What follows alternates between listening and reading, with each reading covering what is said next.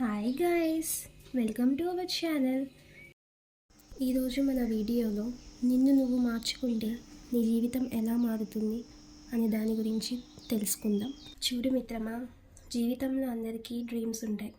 పెద్దగా ఎదగాలని, గౌరవం సంపాదించాలని, మన వాళ్ళను ప్రౌడ్గా ఫీల్ చేయాలని. కానీ చాలామంది కళల దగ్గరే ఆగిపోతారు. ఎందుకంటే వాళ్ళు చేంజ్ అవ్వడానికి భయపడతారు కాబట్టి.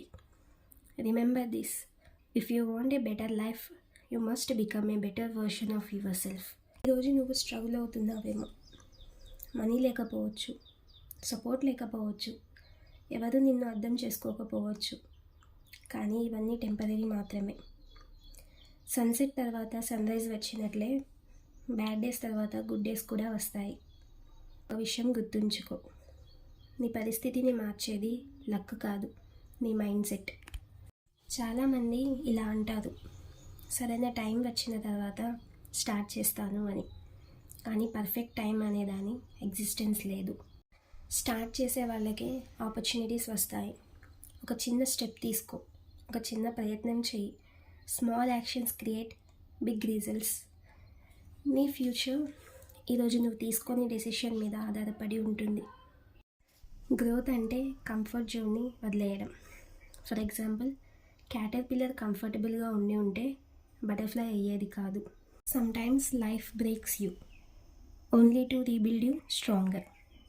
నువ్వు ఏదైనా కొత్తగా ట్రై చేస్తే నిన్ను డిస్కరేజ్ చేసేవాళ్ళు చాలామంది వస్తారు.